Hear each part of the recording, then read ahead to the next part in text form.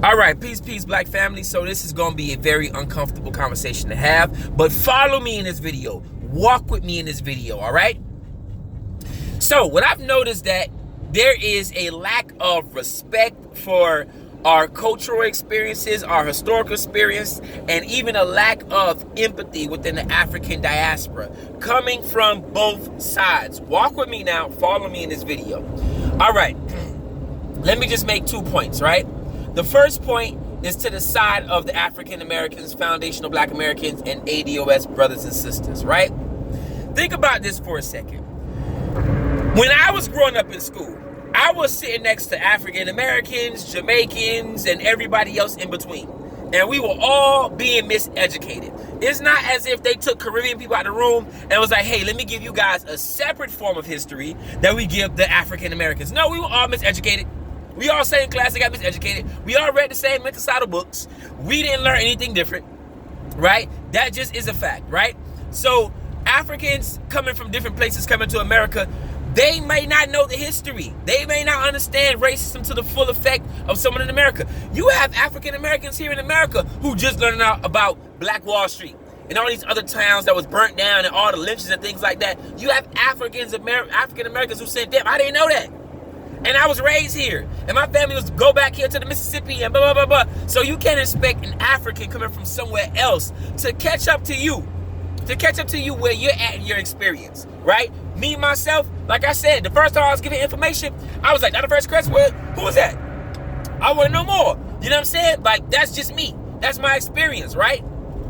Now, on the other side, for all my Caribbean folk coming here to the United States, right? And not knowing the history of African Americans or foundational Black Americans.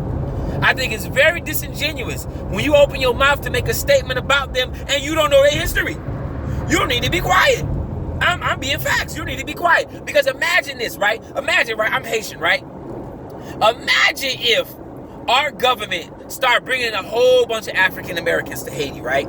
And then start giving them small little benefits and things like that, right? And then after one generation, the Haitians be like, the African Americans be like, look at y'all lazy Haitians. We came to this country and we did big things and this and that and that. You're going to be like, what? Saudi lie? What? Like, you don't know what the hell we've been through with this government. You don't know what happened after the Haitian Revolution. You don't know, excuse me. My apologies. Woo. You don't know what happened with the occupation of Haiti. Like, you don't know this stuff. Don't come here and say that. That's the same thing African Americans are saying to us when we're coming over here with the bullshit.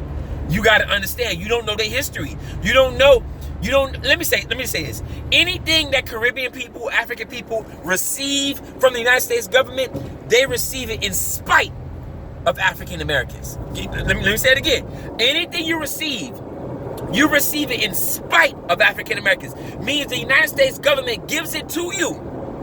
Gives it to you to spite African Americans. To say, look, African Americans, look at these other black people doing good. Look at them having, their children doing this and doing that. We ain't got the same history. It ain't the same.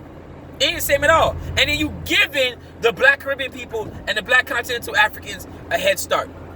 That's just facts on facts on facts. So, like I said in the beginning of the video, we need to come to an understanding and learn each other's history, experiences, and culture, and all the other things in between. Because if not, we just talking dumb shit.